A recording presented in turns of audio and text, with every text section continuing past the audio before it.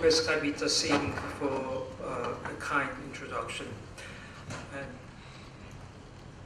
I feel very much honored and delighted to be able to come to this exciting and prestigious event and to be able to meet the Indian audience and to speak to them about this subject. I've been asked to open the two day sessions, so I feel I'm supposed to lay out the subject in terms of Buddhist art creations.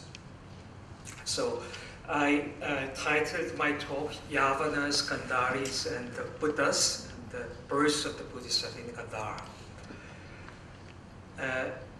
So let me start.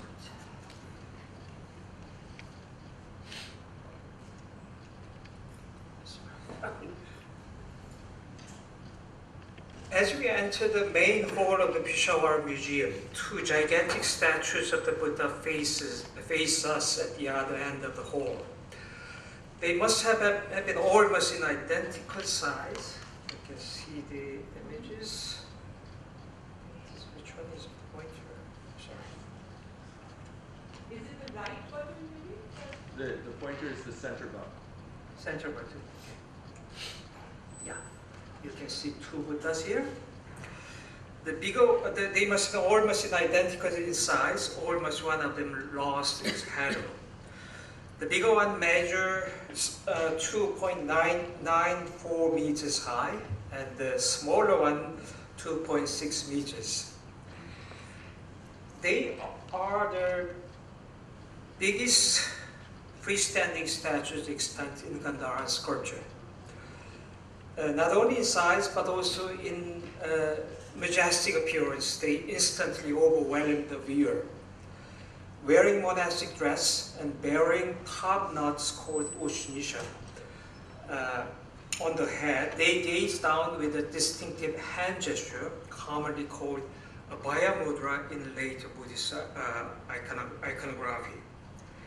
We can recognize them as Buddhas, but they are in a style manifestly disparate from Buddhist images in the rest of the subcontinent. The style is clearly imbued by the tradition from the Mediterranean world in the far west, reflecting a distance from its ultimate source and transformations that took place at various levels in the process of transmission and assimilation. It has gained its own idiosyncrasy, which we can notice in the rendering of the face and draperies, as well as strictly formal frontal poses, awkwardly combined in the rendering of one of the knees conspicuously bent, something like this. These two Buddhas are among the most monumental pieces from the high period in the creation of Buddhist images in Gandhara. Gandhara means the land of the people called Gandharis. Gandharis are already mentioned in the Rig Veda and Atharva Veda and considered as a branch of the so-called Indo-Aryans who migrated to the subcontinent during the second millennium BC.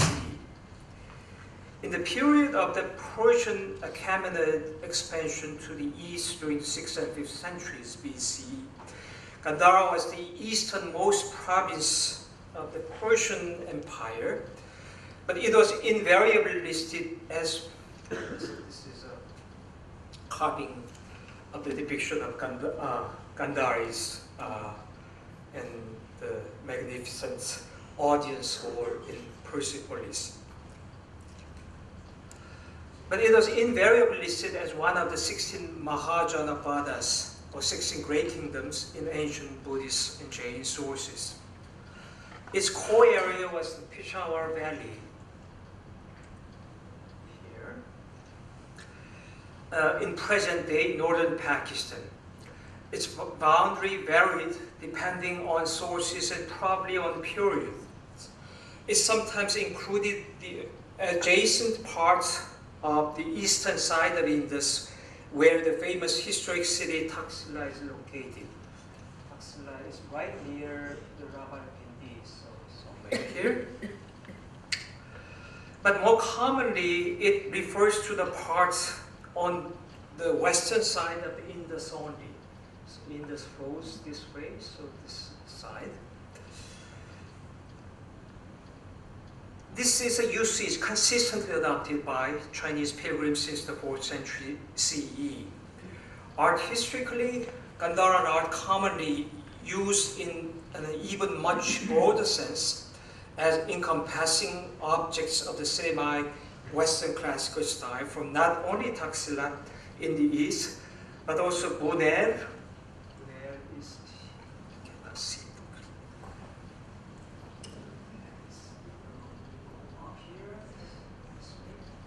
Buner, and the further up the north is Swat, and Malakand is to the left, and the further left is Bajor in the north, and the Jalalabad Valley is Green Street, and even the Kabul Valley in the east side.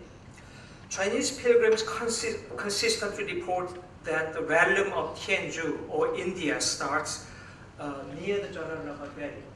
So, kind of demarcation line between India and non-India lay somewhere between Kabul and Jalalabad Valley. Here, so somewhere here. Though we do not know exactly on what ground their geographical conception was based, the language may have been an important criterion. At any rate, contrary to a popular perception or misperception to consider Gandhara outside the boundary of India, historically Gandhara was consistently and firmly understood as part of what was thought to be India. Of course, this India should be different from the modern state of India. Yes, so this is Gandhara in the narrow sense, and Greater Gandhara is actually first used by those who are working on the Buddhist manuscript and or paleographical studies.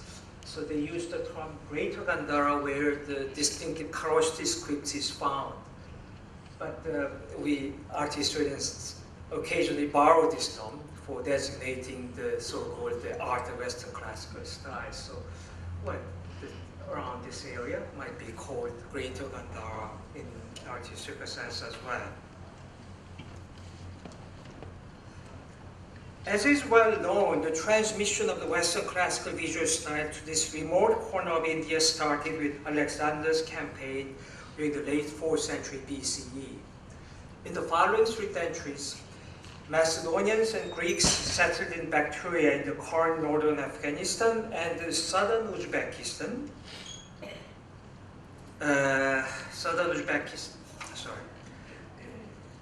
Along the Oxus River, and further east in northern Pakistan, including the Peshawar Valley and Taxila. So they gradually moved down to the Indus. Called Yavanas or Yavanas by Indians, they played a crucial role in the dissemination of Hellenism, including its artistic style in the area. They generally tried to maintain lifestyles, and this is another scene of the Aikanum, which the Professor Kavita Singh just showed in her introduction. This is a central shrine. There's a magic somewhere on the side. This is a palace. They generally try to maintain lifestyles and culture from the Mediterranean. This coinage is a very clear example, but they were naturally affected by those of the local people. With the transmission of Buddhism to this region in the Maurya dynasty during the 3rd century BCE, some of Yavanas were converted to Buddhist teachings. The Buddhist text Milinda Bangha, preserved in Pali and Chinese, has been noted in this regard for offering a dialogue between the Yavana king Menander or Milinda and the Indian monk Nagasena on various doctrinal matters of Buddhism.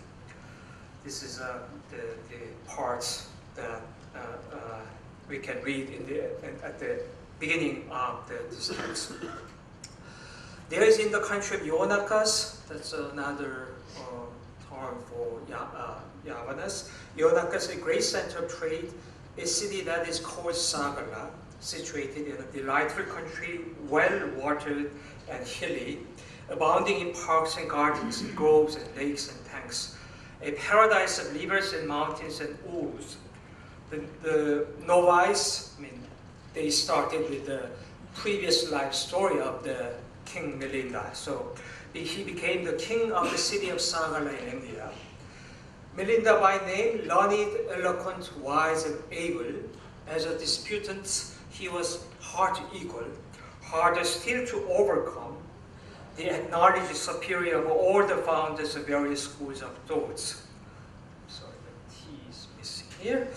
So though he challenges the Buddhist monk Nagasena, though the historicity of the dialogue itself may well be questioned, this text seems to have been initially composed in the northwest of the subcontinent and was possibly based on Menander's actual exposure, if not conversion, to Buddhist teachings. The current text is preserved in the southern tradition text in Pali, but the original text must have been composed in the northwest. And the current text, the Pali Milinda Banga, says at the end of the discussion, Milinda is converted to Buddhism and he renounced the kingship and then became a monk. But that seems hard to believe.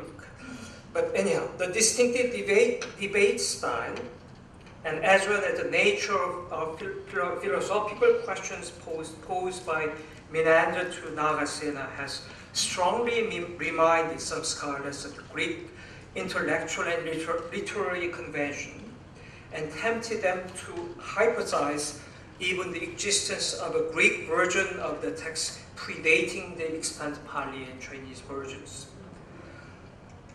The trace of Yavanas or their activities hardly discernible within the Buddhist textual tradition. However, in an early Mahayana Buddhist scripture called Ashittasa Svika Prajna Paramita Sutra, or the Sutra of the Perfection of Wisdom in 8,000 lines, we find an account that might allude to the westward link of Gandhara Buddhism. Its final two chapters speak of a story of two bodhisattvas, Sadaprarudita and Dharmodgata. The fact that the two chapters are not neatly connected in content to doctrinal discourses that precede them indicates that they were inserted in a late phase in the formation of this sutra, though no later than the 1st century CE. The story concerns the bodhisattva Sadaprarudita's pilgrimage in search for the perfection of wisdom, which is Prajna Paramita, an eventual meeting and seeking teachings from the bodhisattva Dharmodgata. Sadaprarudita had taken a vow to search for the great Dharma for the benefit of living beings. But out of continual frustration in his efforts, he always wept, thus being named Ever Weeping. That is Sadaprarudita. One day he heard a voice up in the air, "Go east with a break. Then you will be able to find the perfection of wisdom as all the Buddhas of the past have done."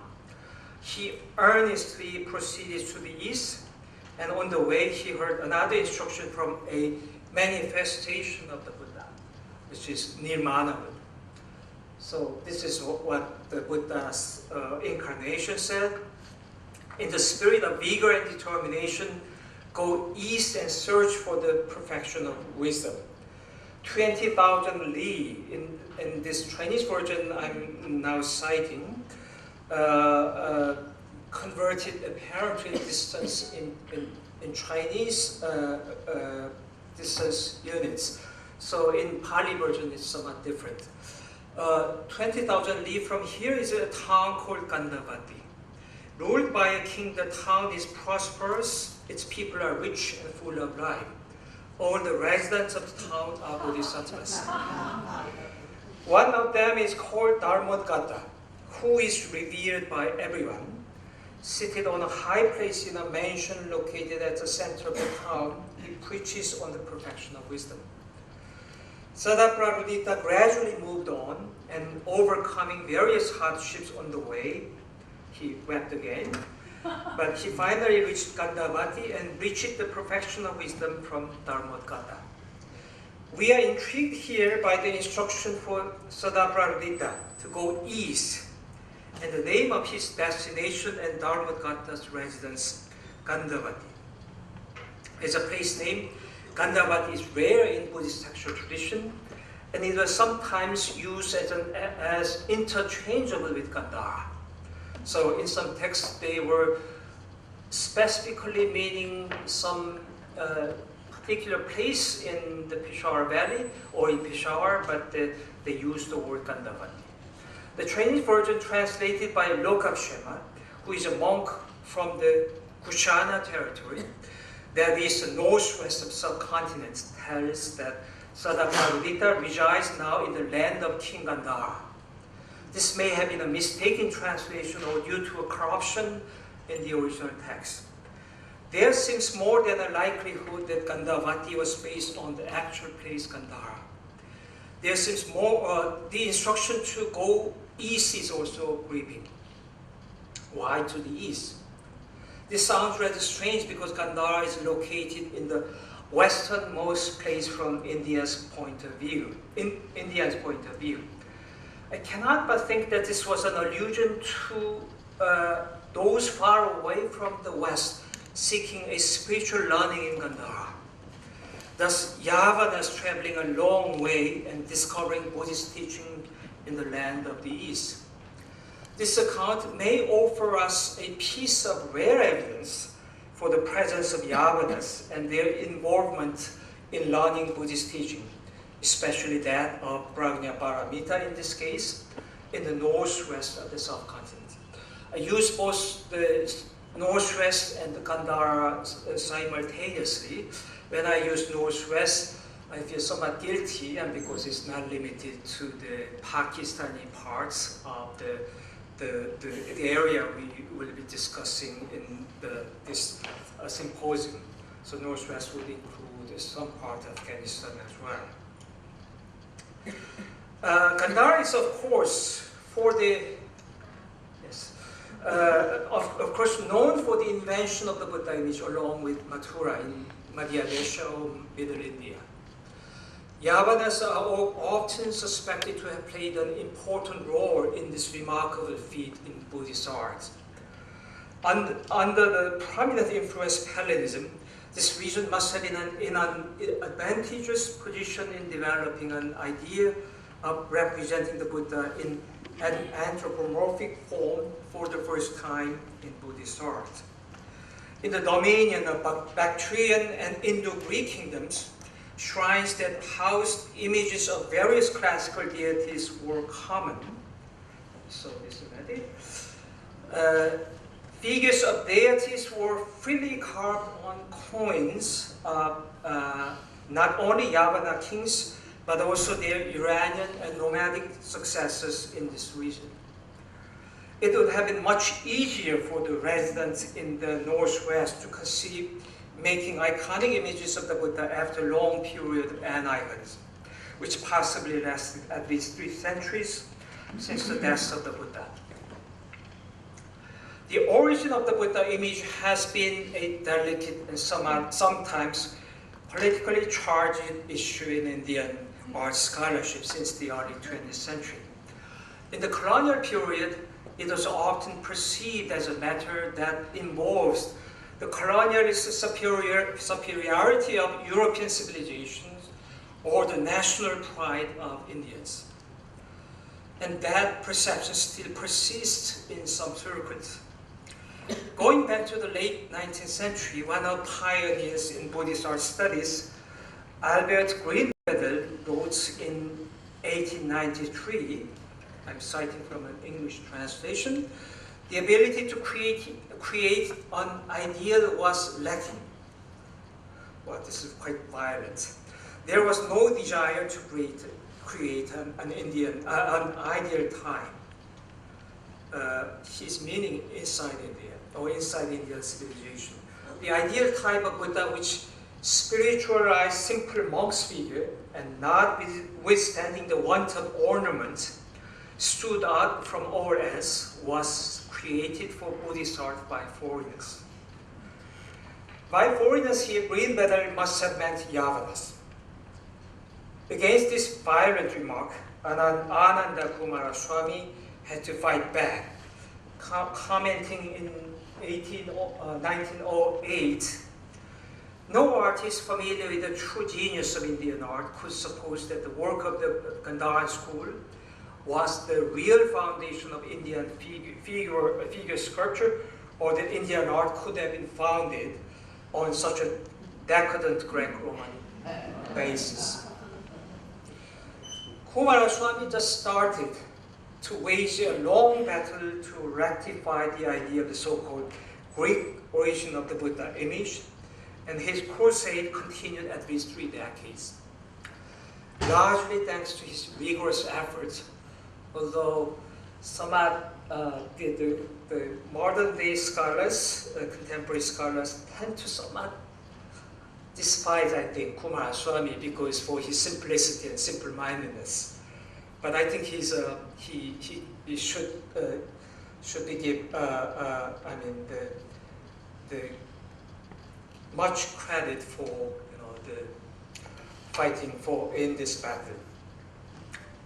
So largely thanks to his rigorous efforts, a general and perhaps safe consensus among scholars has been reached that the Buddha image was invented simultaneously, probably independently in Gandhara and Mathura, which is a very safe solution, of course.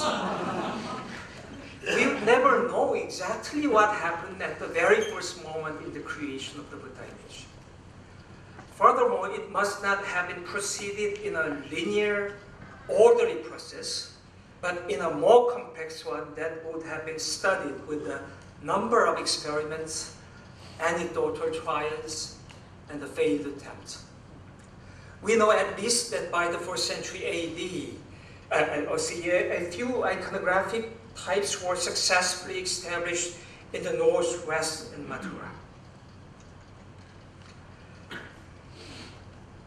Among them, the type that dresses the Buddha with the monastic garments and distinguishes him from other monastics with top knot on the head was probably invented in Gandhara and became dominant not only in the rest of the subcontinent, but also in many parts of the Buddhist world. At the other end, Buddhists in Mathura were much more cautious in tackling this problem, and apparently started with a type that represents Shakyamuni as a bodhisattva, that is not yet a fully enlightened one. They were more seriously conscious of the dubious nature of an image. Images cannot but be dubious, especially of a sacred person who passed to the state of complete annihilation. And they were reluctant to inappropriately bring him back to a sensory, individualized form. Eventually, however, they abandoned their own type, in my calculation, something like 180 CE, and adopted the monastic type for the Buddha from Gandhara. The Ashoka Avadana, probably composed in Mathura around the 1st century CE, comments on the problem in the words of the monk Upagupta. Well, this is actually, it's a very fun story, and I'd like to speak about this story at length, but since I don't have time, I can only cite this part. Monk Upagupta was born too late. I mean, he was not able to see the Buddha in his lifetime, so he was anxious to see him seen visually. So he asked the evil Mara to transform himself as a Buddha. So then Mara cautions him not to prostrate him or pay homage to him, because that will, with that, Mara will make another bad karma. So Mara insisted, but when at the instant when he saw the Buddha, the Mara transformed as a Buddha, Upagupta wasn't just able to resist, prostrating at the feet of the Buddha. Then the Mara accused him for having done so. Then Upagupta defends what he did in this world. Just as men bow down to clay images of the gods, knowing that what they worship is the god and not the clay. So I sing you here, wearing the form of the Lord of the world, bow down to you, conscious of Sugata, but not conscious of Mara. But this is rather clumsy apology for the not just paying homage to the Buddha, but probably also paying homage to a material image. So Upagupta says these were to defend his prostration to a magical image of the Buddha created by evil Mara. But Upagupta was not able to resist doing so due to his fascination with the visual image. But that, of course, would have been the reason for why people were anxious to see the Buddha in visual images, why people were anxious to make the Buddha in anthropomorphic images. Well, this part is actually totally unnecessary in this Avadana, but they somehow insert it because this was serious concern for them. But anyhow, this would have been the reason Buddhists in Mathura had to succumb to the temptation to make and worship the image of the fully enlightened one. Buddhists in the Northwest may have taken the reservation about the image less seriously because image making was a prevalent convention in their society. Still, they had their own doubt. In the Ashita Sahasrika Prajna Paramita, Dharmadgata and Sadaprarudita finally met and they exchanged dialogues, and then there we read this part. The Bodhisattva Dharmadgata said, at the Nirvana of the Buddha, people have made his images. Anyone who sees a Buddha image kneels and pays homage. The image is good looking and has all the distinctive lakshanas, thus being no different from the real Buddha. Oh, wise one, would you say that Foshan, I just cited in Chinese word because it's a somewhat problematic term. It could be spirit of the Buddha, literally. Foshan is in the image. The Bodhisattva Sadaprarudita replied, it is not there. The reason for making Buddha images is simply to have people obtain merit from it.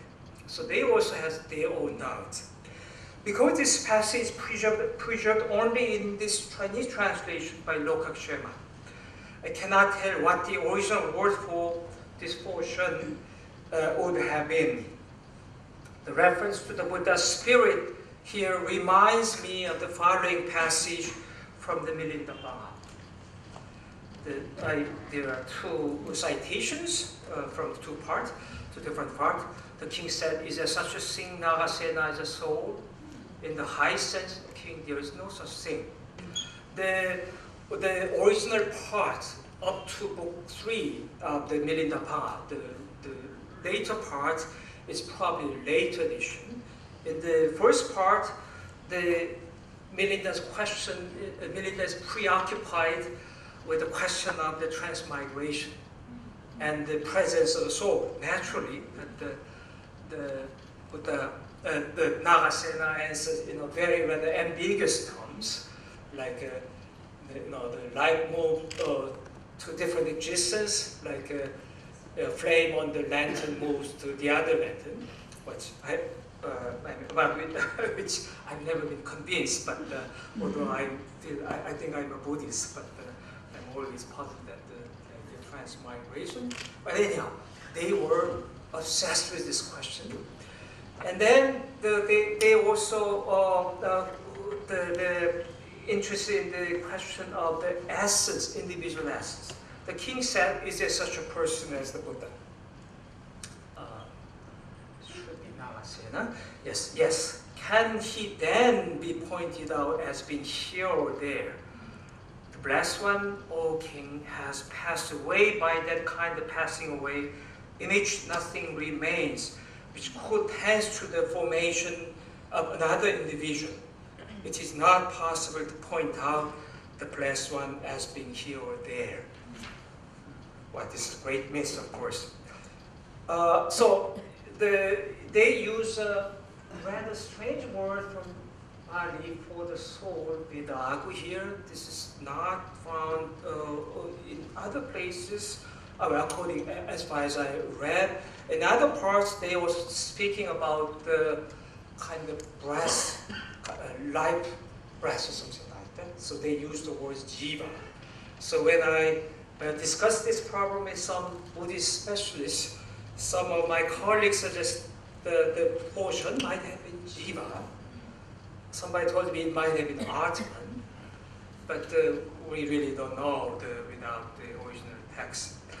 The passages in Ashita Sahasrika Paramita and the Milinda Bhaga deal with slightly different problems, but they are connected in the sense that they point to the problem of the essential nature of an individual and an object that supposedly represents an individual. At any rate, Buddhists in Gandhara must also have been aware of the inherent problem of an image as a material object and illusionary replacements, and justify the practice of image making by treating images as a valuable dedications for making merits. This is how Buddha images were generally treated in Gandhara, as we will see later.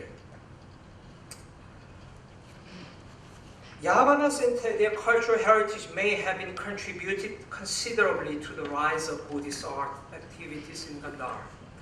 However, their presence is rarely noticeable in the material and epigraphical remains of Gandharan Buddhist art. Rather, during the high period Gandharan Buddhist art, datable to the 2nd and 3rd centuries CE, it was mostly ethnic Indians who played a vital role in the flourishing of Buddhist art in this region.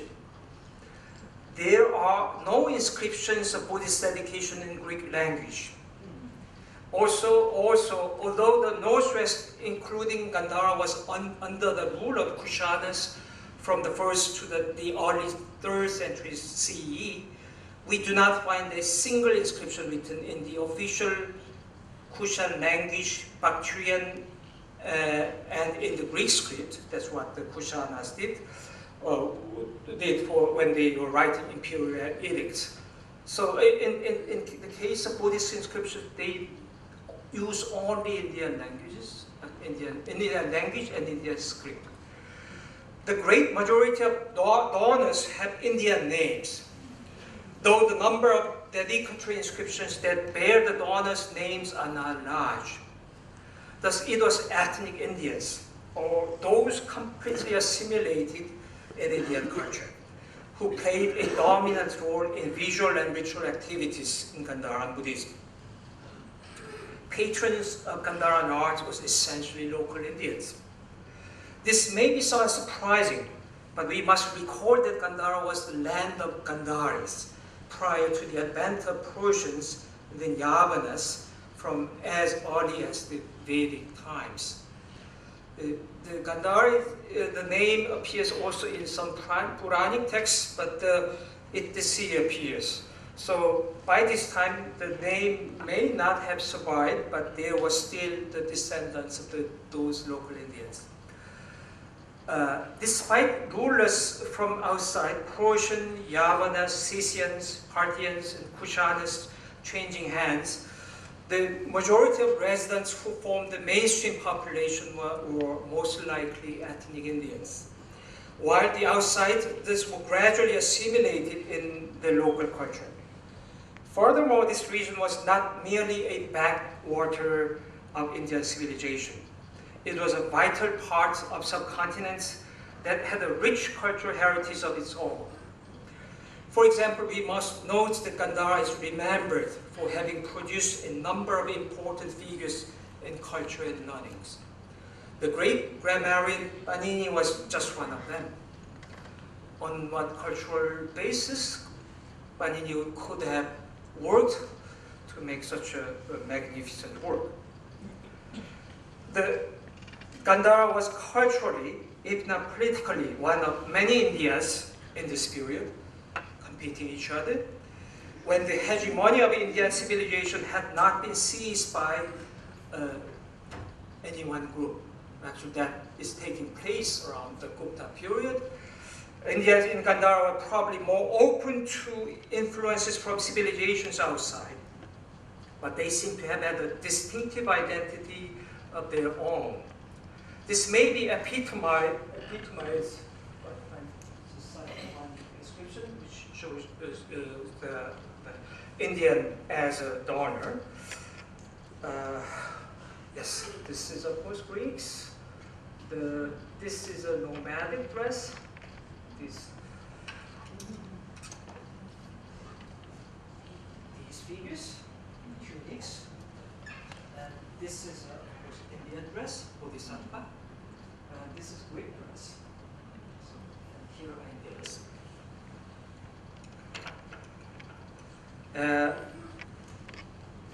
This may be epitomized by the local language and script that distinguish them from the rest of India. While it was these Indians who were instrumental in the flourishing of Bodhisattva in Gandhara. The language of Gandhara, the local dialect, and the script was of course Kharosthi, the distinguished from the Brahmi used in the rest of the India subcontinent. The two Buddhas in the Peshawar Museum we saw at the beginning of this talk were discovered in 1910 at a site about 60 kilometers by road to the north from Peshawar, the capital of the Khyber Pakhtunkhwa province. It became rather inconvenient for me. We named from the former Northwest Frontier province. It was much easier to. But anyhow, in 2010 they changed the name to Pakhtunkhwa, Khyber Pakhtunkhwa province. So Peshawar is here. Yes, this is Peshawar. This is Charsala, and this is Mardan, where the British troops were stationed, and the Sari Barod is here. So by road it's about 60 kilometers, only about 1 hour stride.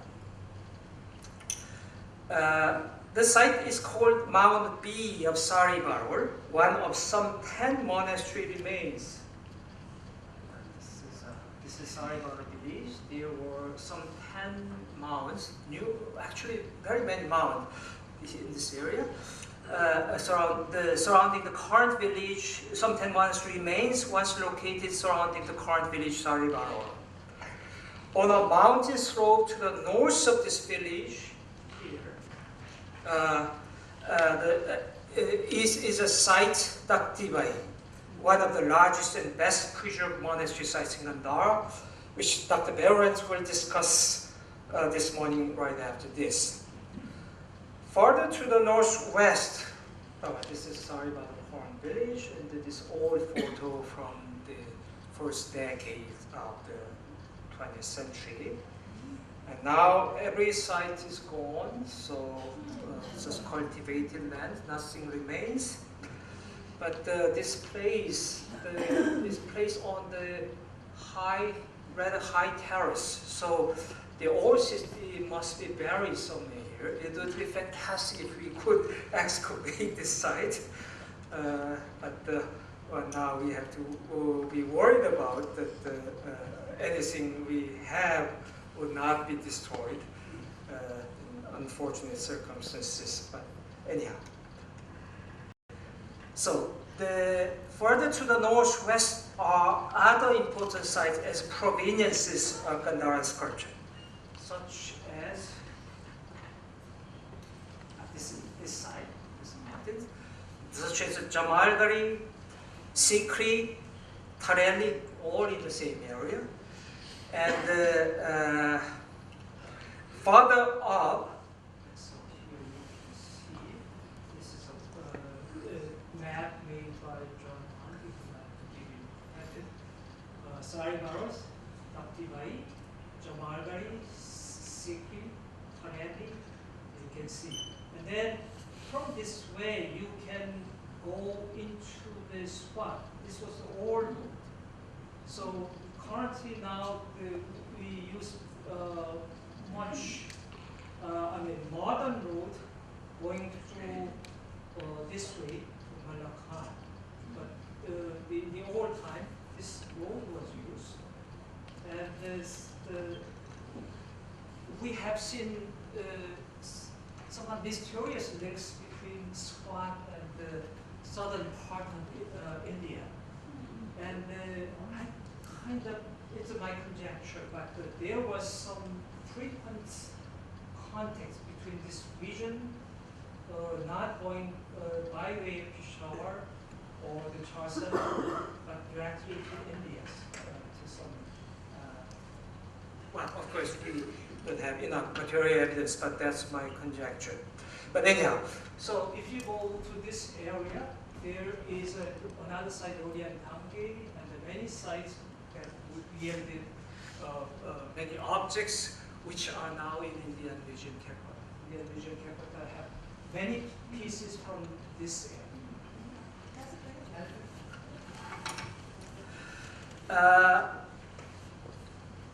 Yes. Hundreds of stone images and narrative reliefs were unearthed. This is one of the Saribar Mauls at these sites since the mid-19th century, when archaeological exploration first started in this region. In fact, the great majority of stone sculptures of high quality originated in this small area in the Peshawar Valley.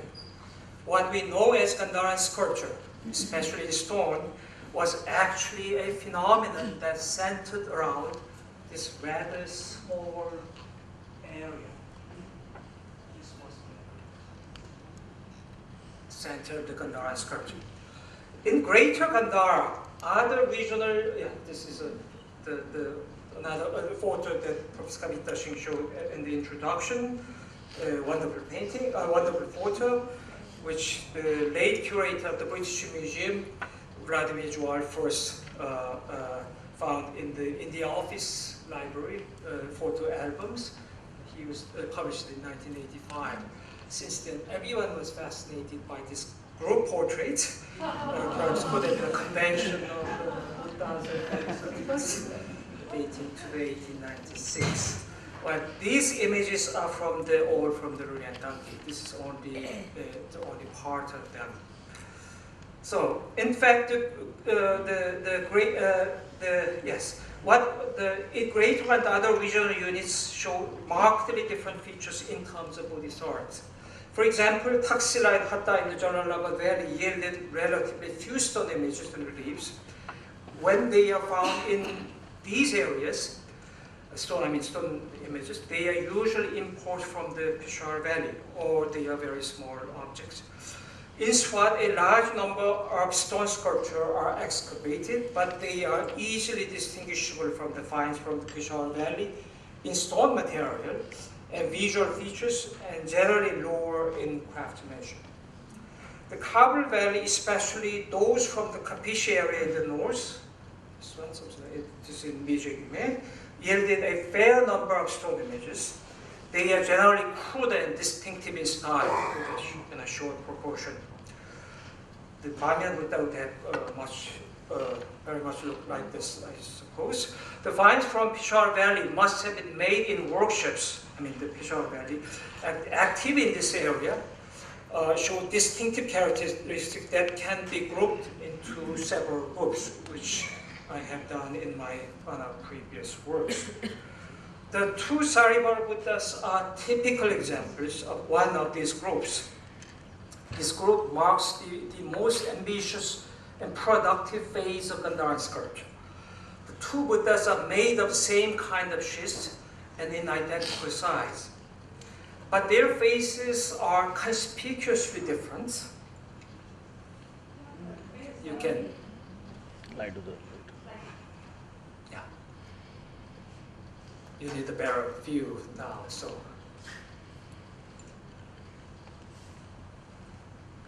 So you can, well, ordinary eyes, I think, can tell the differences. So even not trained eyes. This group, the two conspicuously different. They are made clearly by different hands, most likely in the same workshop, and possibly for dedication on the same occasion. Don't know how, but just suspecting. A bodhisattva head. Oh yes.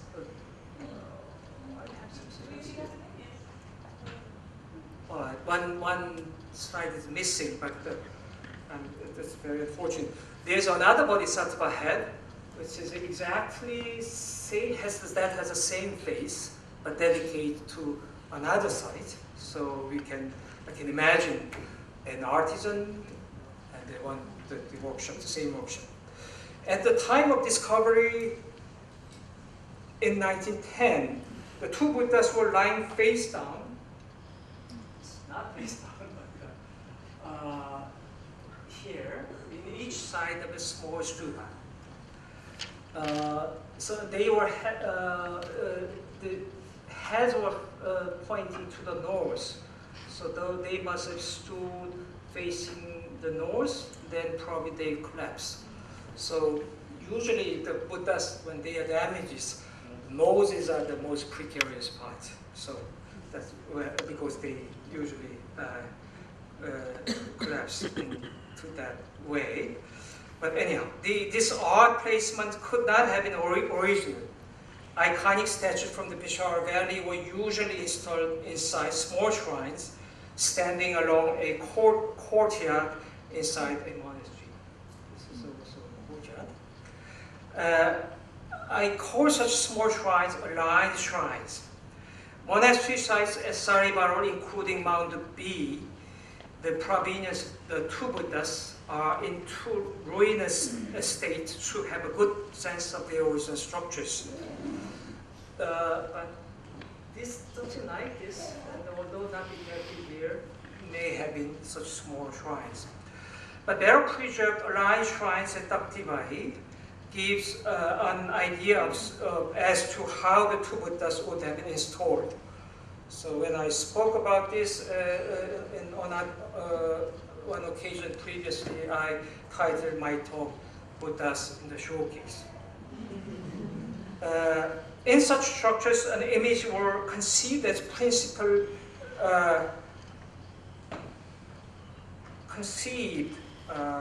not as the principal occupant of a large shrine, unlike many Buddhist icons in later period.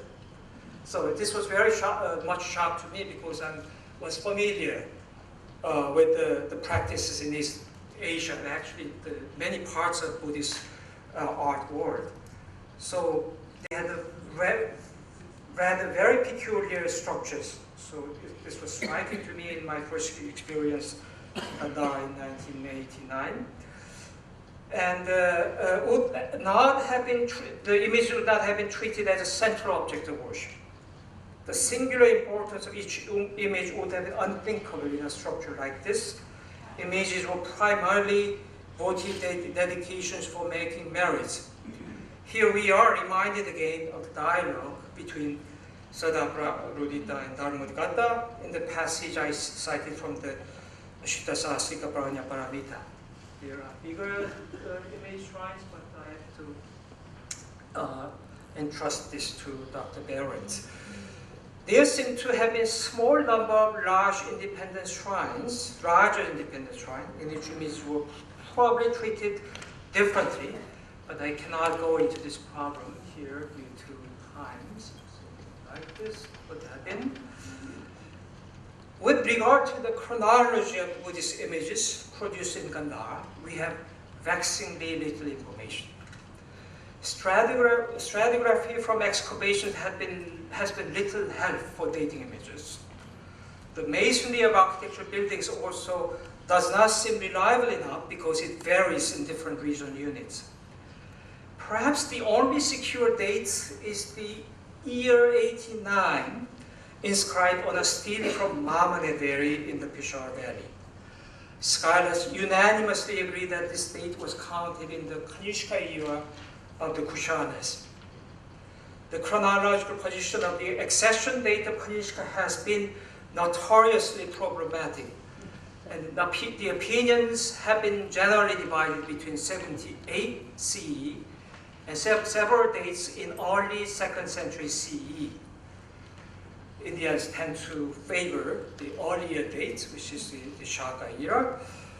However, since Harifalk proposed 127 CE on the basis of Indian astronomical texts,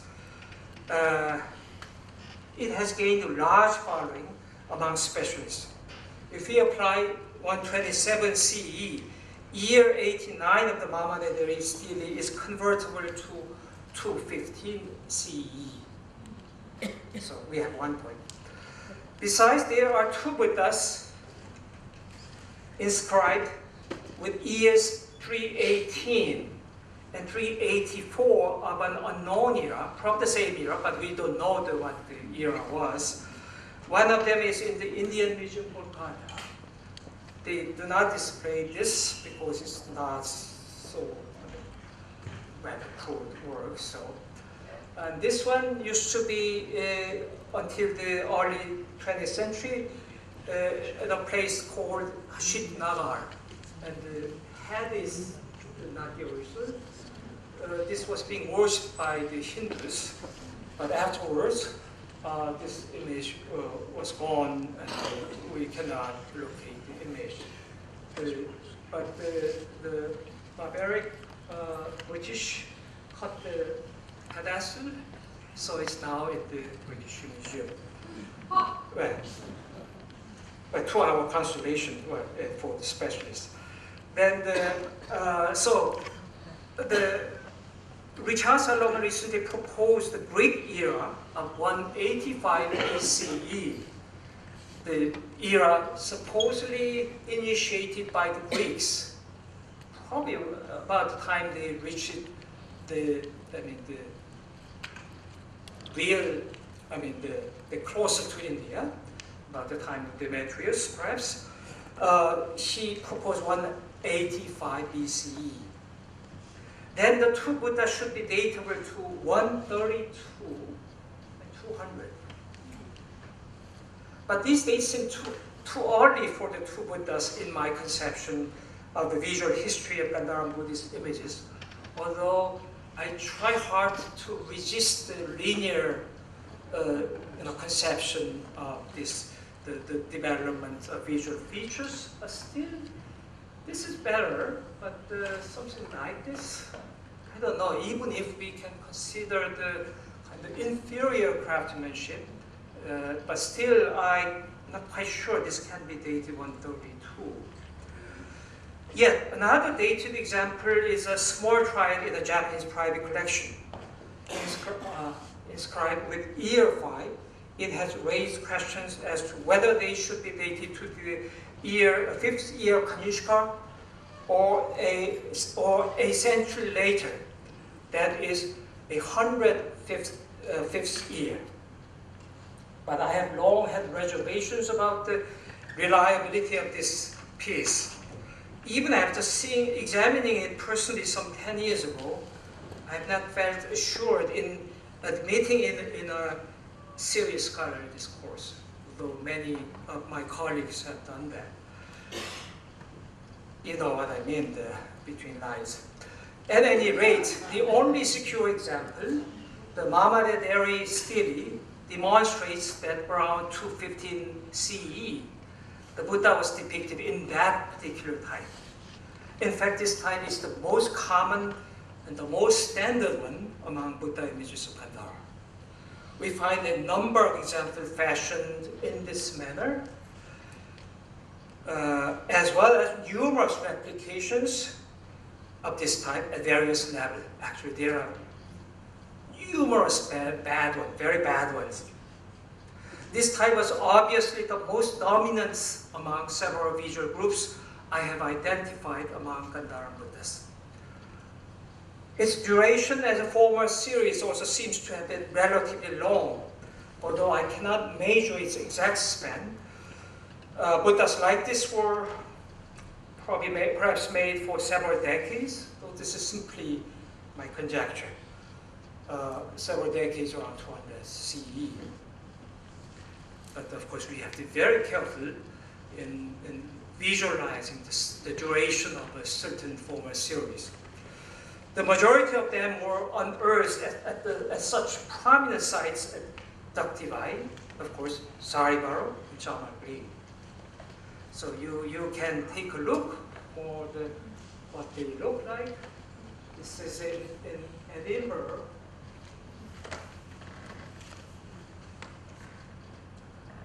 This is in Peshawar. A little bit looks broader, but the same face. Wavy patterns on the hair.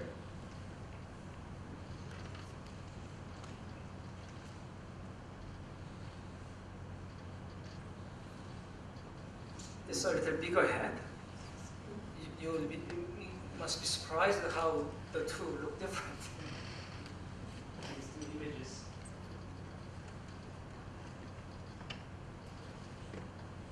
This is the one I use for my introduction of my lecture.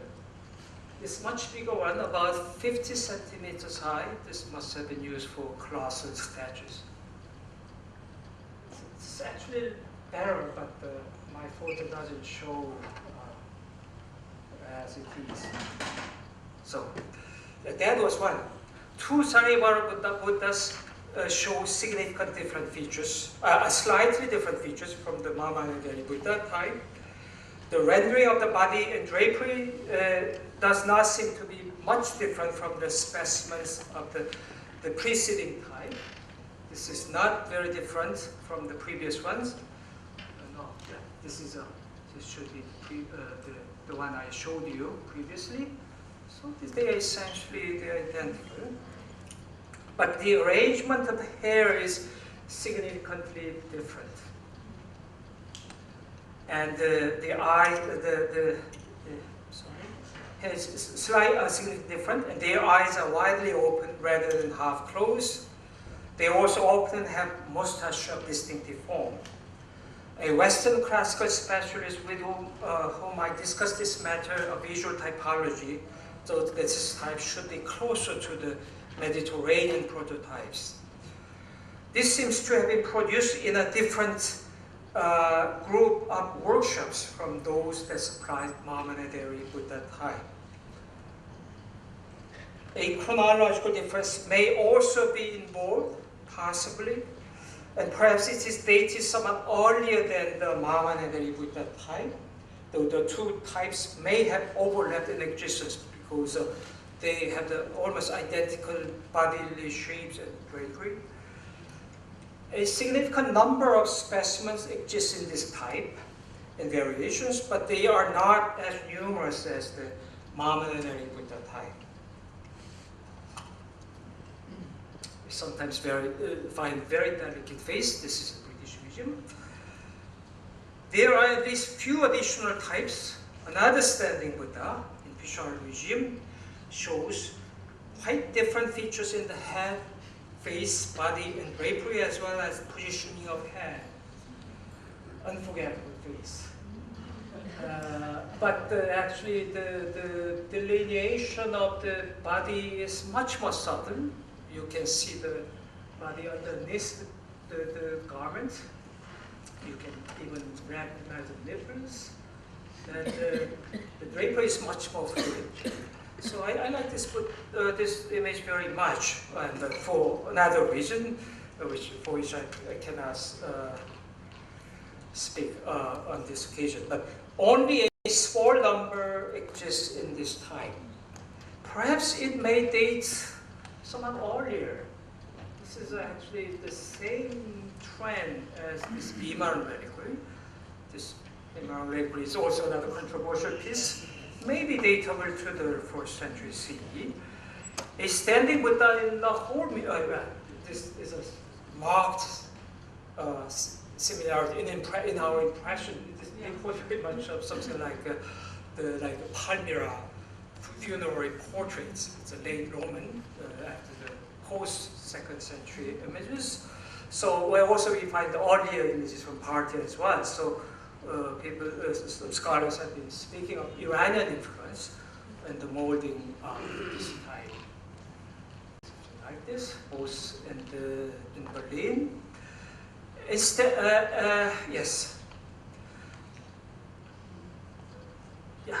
In the inner city, but in the National Museum in Karachi, the body is carved in rounded form, with less interest in the structure inside. So it's very fresh. It's a very actually realistic for ordinary body, but the head and the facial features are so much simplified, also much simplified. Though Gandharan freestanding images are essentially carved in reliefs, examples of this type tend to have even less depth when seen from the side. This is in Karachi, this is in Kolkata, so they are from the same mold, and figuratively speaking. And this is when seen from the side. This is other more crude examples, both in Calcutta. Kolkata, yes.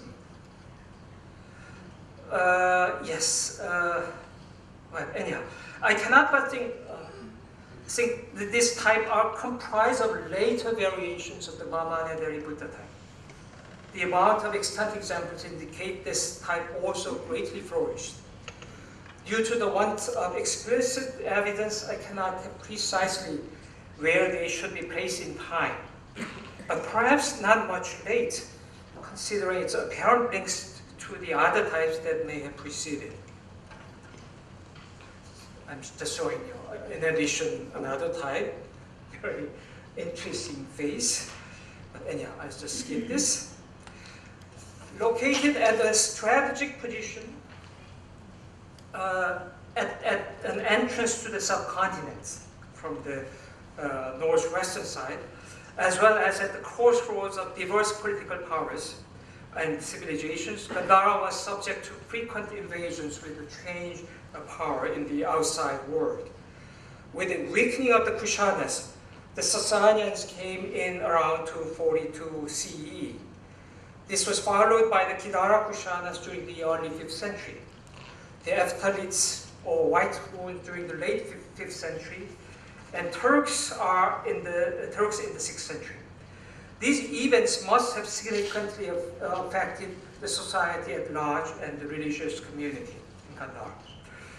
Buddhist activities may not have been an exception. In these centuries, probably the most notable development in the local Indian population development is that local Indian population ceased to use Gandhari and the Kharosthi script in Buddhist Vedic transcriptions and manuscripts. Instead, they adopted Sanskrit and the Brahmi script. This probably took place during the 4th and 5th centuries, and by the 15th century, they completely disappeared. This has been attributed by my colleagues in the more eminent the manuscript and the epigraphy specialist. He attributes this to the decline of Kushana Empire. But that could have been one reason, but I wonder what could be a sufficient answer. The influence from Gupta India, intriguingly enough, we also see the disappearance of the Western classical style in this region. The influence from Gupta India is increasingly conspicuous during the 5th century. Something like this.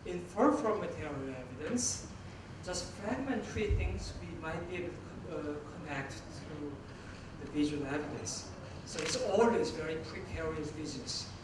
But some Buddhist specialists, and also I occasionally myself, try to find links of certain texts to this material culture we are dealing with. And so we have been we now think certain texts, perhaps several texts, might be related to this visual culture. But although I didn't speak about that, but Professor Jason Lillis will speak about that this afternoon.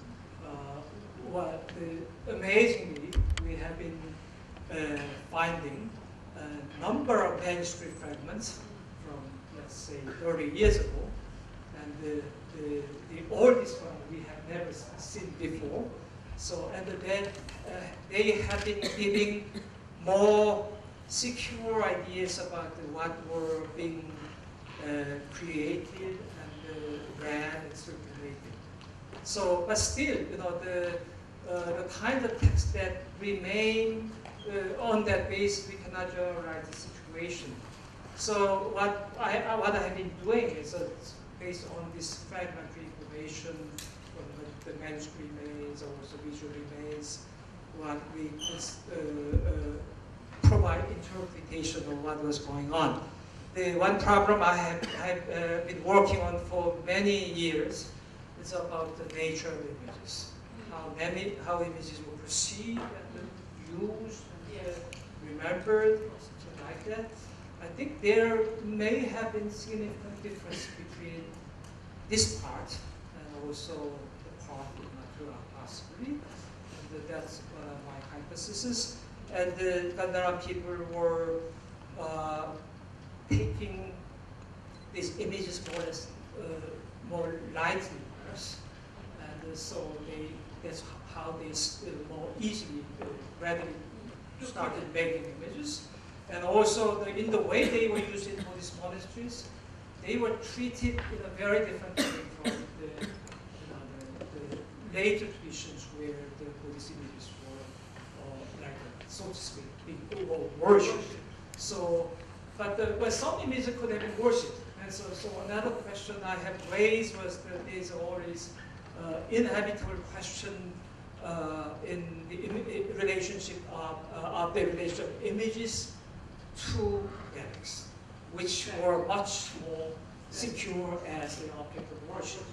So I propose some images could have actually had relics installed in images. So that's one way of pursuing. But actually, although I specialize in Gandhara Buddhas, although I didn't speak very much about aesthetic aspect, I mean, in terms of aesthetic appreciation, I'm like reflecting, the fashions in art history. We are very dry, tend to be. So we more try to think about visual formulations, more in an objective, so to speak. Well, sometimes I doubt that, but aesthetically, I wonder whether Gandhara images were really successful. Images can be perceived and appreciated very differently, depending not just on period and cultures, but also by individuals, depending on individuals. So what we perceive in these images, I cannot say necessarily should be identical to what they had in the past. But my feeling is Gandhara people would just borrow certain figure types and then dress them in some Buddha's dress. Well, I'm somewhat sympathetic with the Kumar Swami because I wouldn't go on Swami out of admiration. But it was more or less, they were doing it in a very handy way. That's what I feel. So I didn't speak about the creators. I spoke about patrons. There's a problem of creators. My predecessors well, by many decades, were obsessed with finding, Mediterranean prototypes or the Iranian prototypes. They were speaking of this objects must have been by somebody from the West, or must have been by somebody who just learned from that somebody who came from the West. How can you tell? But their discourses proceeded in such a way, like Benjamin Rowland is a typical example. So as I said, I'm a skeptic, and it's very hard to speak about it. But some images show very close resemblance to those that we find in the Mediterranean or the Hellenistic East. But I think many of them were actually carved by local artisans who learned from at the time the initial transmission, and the transmission would have took place in multiple phases, not just at one point. People have been thinking the transmission made at one point, and then it developed in its own way, in a linear way, so presupposing single linear chronology. That was not really the case. I think the influence was, if they were coming in multiple different phases, and I think many of them were actually probably made by local craftsmen. And this is not surprising to me. When I speak to the audience in Asia, or actually in Korea, we are all dressed in Western dresses. When we learn fine art, we learn in the way that we are taught by initially at the beginning of the modern age by the Western missionaries or whoever. And then we are so accustomed to eat the Western food and housing. There's nothing surprising even if this thing was happening in Gandhara. I think this was very open to the influence from outside, kind of position in the middle between, perhaps in the middle against they may have been seeking something more orthodox, or they may have been trying to create more orthodox perhaps. So I don't know, it has spoken at length. There are questions from the house. Do you have questions in the audience? Yes?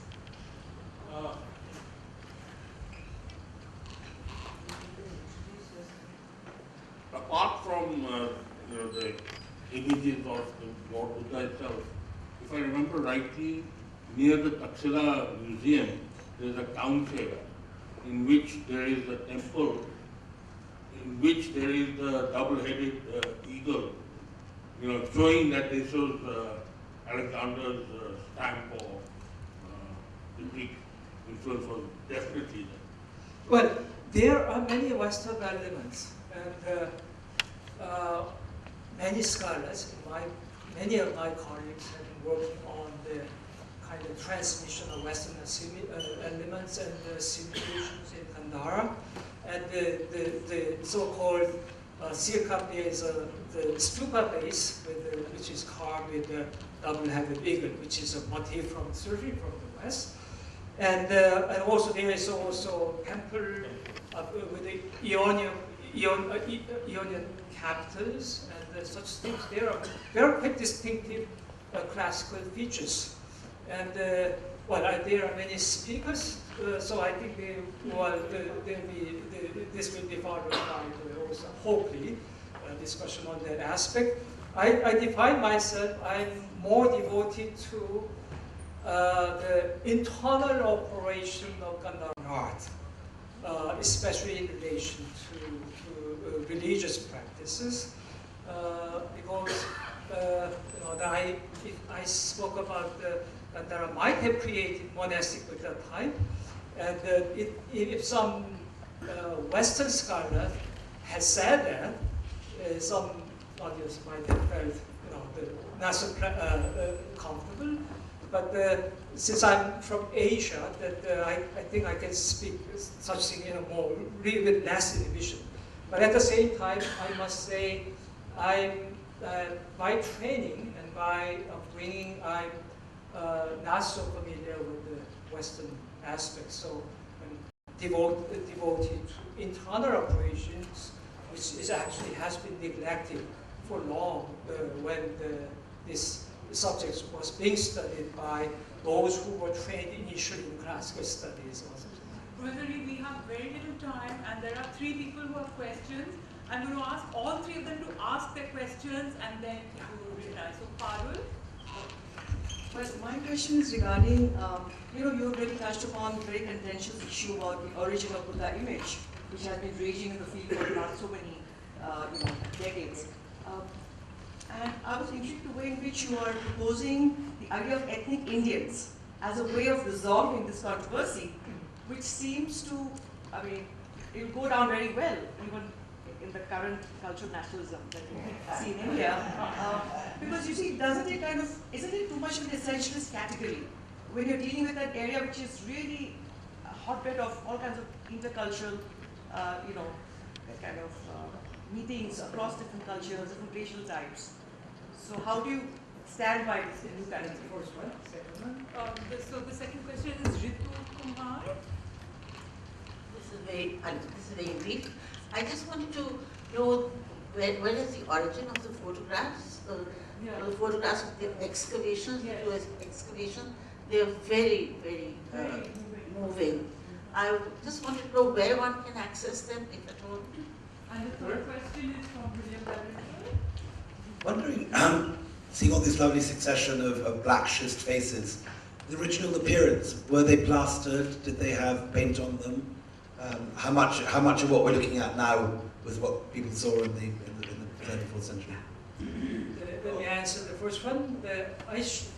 Naturally, I should be more cautious in speaking of such very delicate and politically charged terms like ethnic or Indians. And I didn't mean to be very political. In the current political circumstances in India, I'm very cautious in the use of Indians. But I had to say that when some people are just imagining that Greek settlers were making and leading the activities of making Buddha images, that was not the case. It's local people who use, for whatever reason, local language and local script in the dedication of images. And also, it was very interesting that the Chinese pilgrims, although when the category of India, what really meant for them, but they had a sense of kind of geographical boundary of India between Jalalabad and Kabul.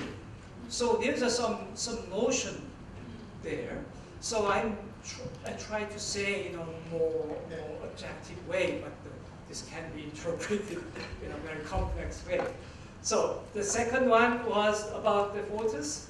The photos are actually in a few different places. The one group is in the India Office Library collection, now in the British Library. But you have a much better access in the photo archive of the Archaeological Survey of India. They don't have all, but they have the majority of the photos there. You can ask them to. I don't know whether they are very kind. They are. They were in the past, but so I got the photos from them. And third one, that's a very big question in terms of aesthetic viewpoint. Or the images look much better when they show the kind of textures of stone structures. But many Buddhists in Asia were kind of covering with white pigments, completely blurring the surface. And but the same problem we have with Gandharan images. Gandharan buildings must have been covered with plasters. And the images, we have some images with the gold leaf, but there's one image also completely covered with the gold leaf, but there has been a question of authenticity. But I think still there are other images, more secure examples. So there's possibly some images were really, if not all, covered in gold leaf. And it would have been very natural, to present the Buddha in golden color, which is as prescribed in Buddhist scriptures. But some images, occasionally we find the pigment, kind of red pigments or something like that. So then in that case, we cannot be sure whether it was a red pigment on gold leaf or just such pigments alone. But there, I think many images were possibly painted because mustache disappearing in later phase, but still we find some kind of swellings on the side of the mouth. And we suspect that they must have painted mustache on those swellings. So that's quite possible. So what we saw is not actually what they were in the past. Thank you very much. Thank you very much.